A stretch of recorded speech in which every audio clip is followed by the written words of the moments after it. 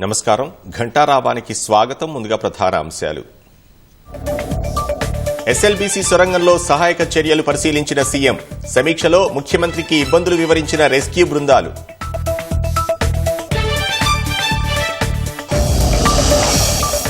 SLBC ప్రమాదానికి కేసీఆరే కారణమన్న Revanth Reddy. BRS పాలన పాలమూరు పాలిట యమపాశమైందని ధ్వజం.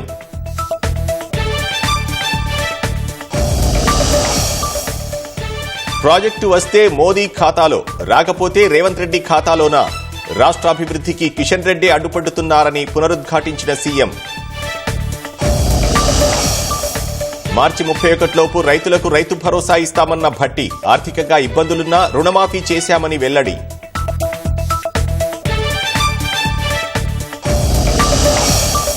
భూసేకరణ పూర్తయిన 2.5 ఏళ్లలోనే అందుబాటులోకి మామునూర్.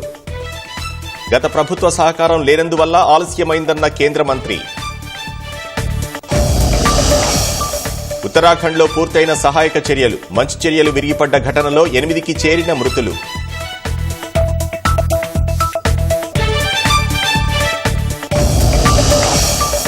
అక్రమ వలసదారుల సంఖ్య గణనీయంగా తగ్గిందన్న అమెరికా. కఠిన ఇమ్మిగ్రేషన్ నిబంధనల వల్లే విజయమంటూ ట్రంప్ ప్రకటన.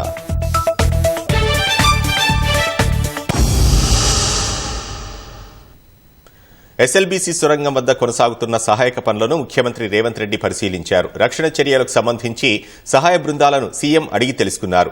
సొరంగ మార్గంలో పనులను ప్రత్యక్షంగా పరిశీలించిన ఆయన అధికారులతో సమావేశమయ్యారు.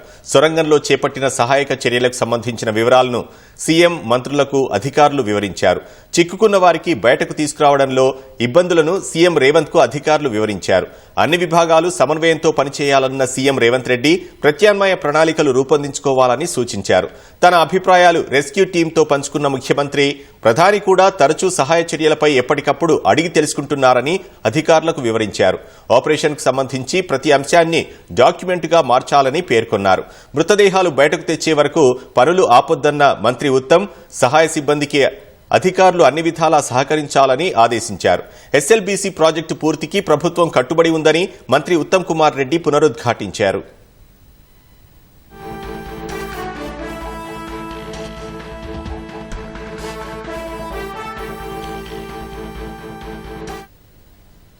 ఎస్ఎల్బీసీ సొరంగ మార్గంలో 9వ రోజు సహాయక చర్యలు కొనసాగుతున్నాయి. ఇప్పటికే రాడార్ సర్వే పరికరం ద్వారా టెన్నెల్లో చిక్కుకుపోయిన 8 మంది జాడను గుర్తించారు. వారిలో బయటకు తీసుకొచ్చేందుకు ముమ్మరంగా సహాయ చర్యలు కొనసాగిస్తున్నారు. నిరంతరాయంగా ఊరుతున్న ఊట, కన్వేయర్ బెల్ట్ పనిచేయకపోవడం, వేల టన్నుల్లో పేరుకుపోయిన పూడిక వల్ల సహాయక చర్యలకు తీవ్ర ఆటంకం కలుగుతోంది. షిఫ్ట్కు 120 మంది చొప్పున రోజుకు 3 షిఫ్టుల్లో సహాయక బృందాలు పనిచేస్తున్నాయి.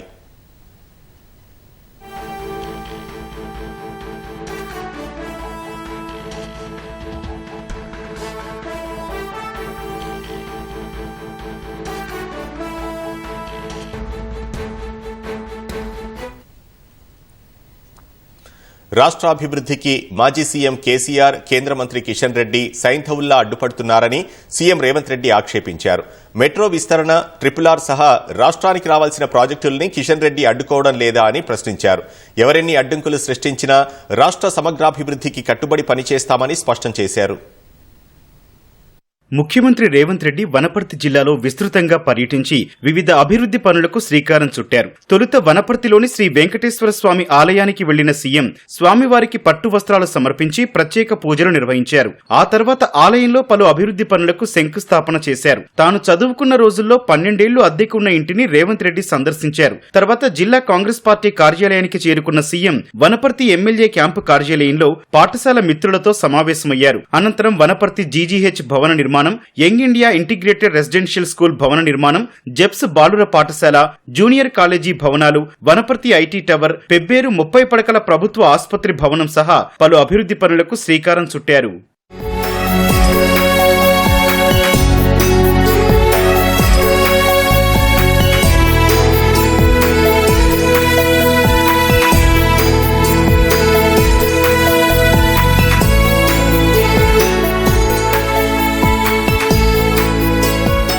అనంతరం వనపర్తి పాలిటెక్నిక్ మైదానంలో జరిగిన ప్రజాపాలన ప్రగతి బాట బహిరంగ సభ వేదికగా బీఆర్ఎస్ బీజేపీ నేతలపై నిప్పులు చెరిగారు. ఎవరెన్ని విమర్శలు చేసినా ఆడబిడ్డలను కోటీశ్వరులను చేసేదాకా విశ్రమించేది లేదని తెగేసి చెప్పారు. నేను అడుగుతున్నా, ఇవాళ తెలంగాణ రైతాంగాన్ని ఎర్ర ఎండలు మండుతున్నాయి, విద్యుత్ వినియోగం పెరిగింది, 16,000 మెగావాట్ల పైన ఈ రోజు విద్యుత్తు అవసరం పడుతున్నాయి. ఒక్క గంట అయినా ఎక్కడైనా విద్యుత్ కోతలు విధించినమా?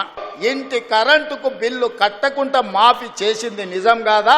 మా అక్కల్ని నేను అడుగుతున్నా, బీఆర్ఎస్ బీజేపీలను సలాకి కాల్చి వచ్చినోని చేయి జాపమని చెప్పి చేతి మీద వాతలు పెట్టుండ్రి బీఆర్ఎస్ బీజేపీలను అని చెప్పి మా అక్కలను నేను అడుగుతున్నా. మీరందరూ చెయ్యెత్తి ఒక్క పైసా లేకుండా మేము బస్సులో ప్రయాణం చేసినామని మీరు ఆ బీఆర్ఎస్ బీజేపీలకు గుణపాఠం చెప్పండి. ఇవాళ 1,000 కోట్ల రూపాయలు ఈ వనపర్తి సాక్షిగా మా ఆడబిడ్డలకి ఇచ్చిన మాట నిజం కాదా?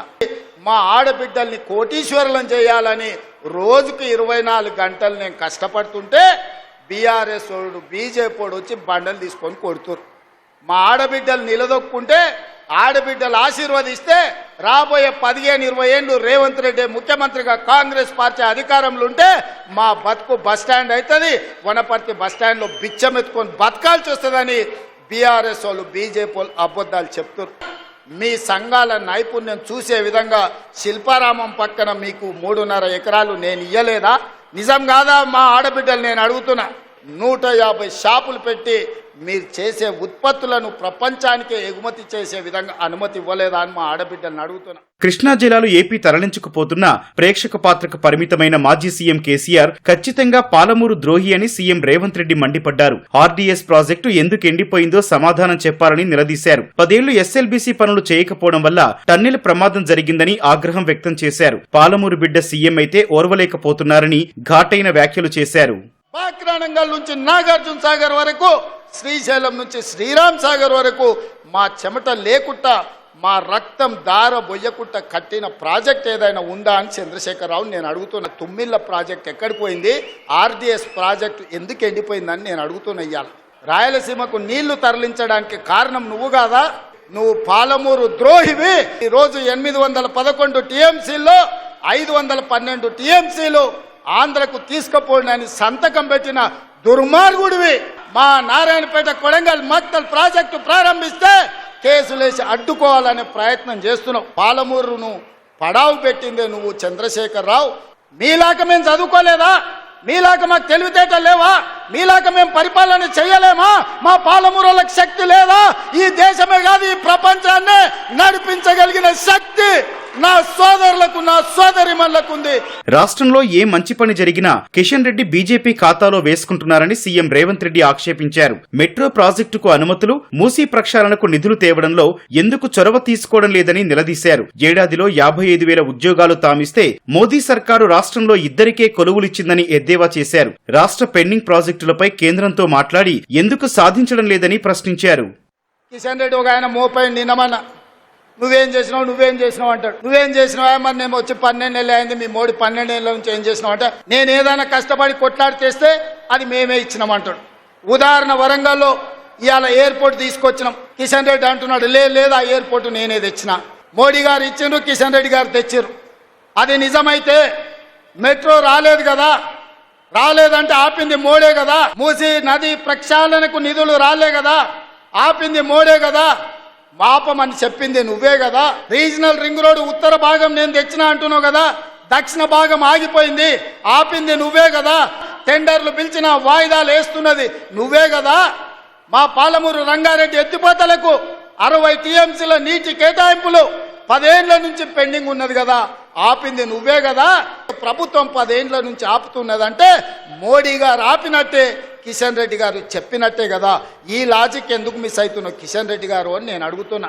అయితే గీతే మోడీ ఇచ్చింది 2 బోడి ఉద్యోగాలు, ఒకటి కిషన్ రెడ్డికి, రెండోది బండి సంజయ్కి.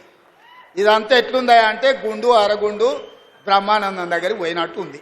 ఆర్థిక పరిస్థితులు అనుకూలించకపోయినా ఎన్నికల్లో ఇచ్చిన హామీలన్నింటినీ ఒక్కొక్కటిగా నెరవేరుస్తున్నామని ఉప ముఖ్యమంత్రి భట్టి విక్రమార్క స్పష్టం చేశారు. యువతకు స్వయం ఉపాధి కల్పనకు 6,000 కోట్ల నిధులు ఖర్చు చేస్తున్నట్టు వివరించారు.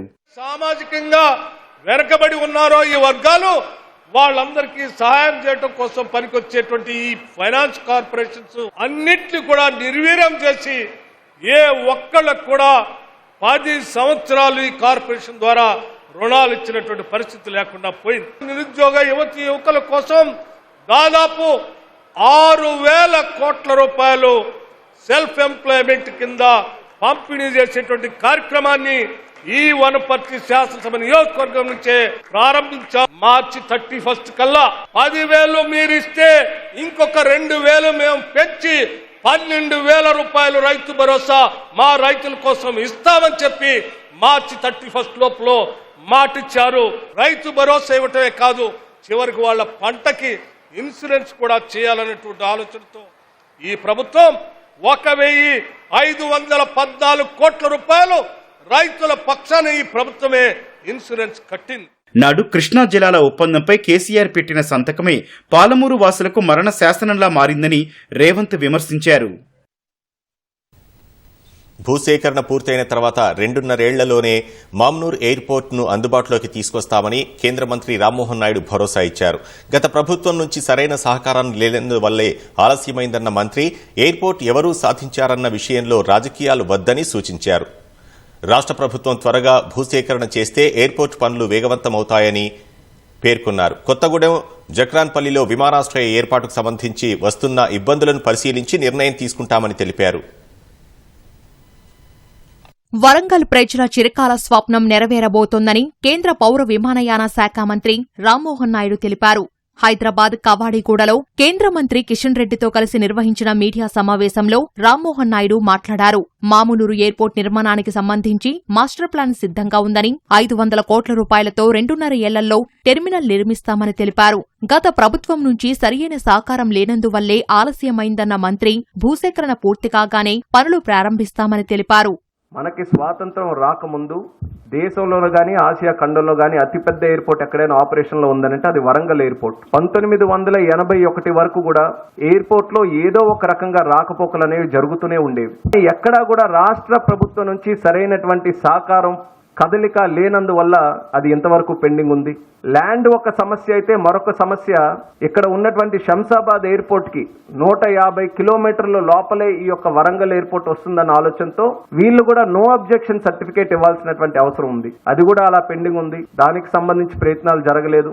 మళ్లీ ఎన్డీఏ ప్రభుత్వం చిత్తశుద్ధితో ఇది ఎట్టి పరిస్థితుల్లో పూర్తి చేయాలని ఒక పక్కన హైదరాబాద్ ఎయిర్పోర్ట్ నుంచి ఎన్ఓసి తీసుకొని రాష్ట్ర ప్రభుత్వానికి కూడా మళ్లీ రిక్వెస్ట్ చేసి ఈ యొక్క ల్యాండ్ ఎక్విజిషన్ మీద స్ట్రెస్ చేసిన తర్వాత రాష్ట్ర ప్రభుత్వం కూడా దానికి అంగీకరిస్తూ ఒక జియో నవంబర్ లో కూడా రిలీజ్ చేశారు. సుమారు 280 ఎకరాలు అదనంగా ఏదైతే ల్యాండ్ ఎక్విజిషన్ కావాల్సినటువంటి అవసరం ఉందో దానికి కూడా ఉత్తర్వులు జారీ చేశారు. మరి ఇవన్నీ కూడా కలిసి వచ్చాయి కాబట్టి కేంద్ర ప్రభుత్వం ఈ రోజు నిర్ణయం తీసుకొని రాబోతున్నటువంటి రోజుల్లో ఒక బ్రహ్మాండమైనటువంటి ఎయిర్పోర్ట్ వరంగల్లో నిర్మించడానికి మేము అన్ని రకాలుగా సిద్ధంగా ఉన్నామని సందర్భంగా తెలియజేస్తున్నాను. కొత్తగూడెంతో పాటు నిజామాబాద్ జిల్లాలోని జక్రాన్పల్లిలో ఎయిర్పోర్ట్ ఏర్పాటుకు సంబంధించి ఎదురవుతున్న అడ్డంకుల్ని పరిశీలిస్తున్నామని కేంద్ర పౌర విమానయాన శాఖ మంత్రి రామ్మోహన్ నాయుడు తెలిపారు. భద్రాద్రి కొత్తగూడెం దగ్గర ఉన్నటువంటి ఎయిర్పోర్ట్ గతంలో ఒక సైట్ దానికి సంబంధించి రాష్ట్ర ప్రభుత్వం సూచించింది.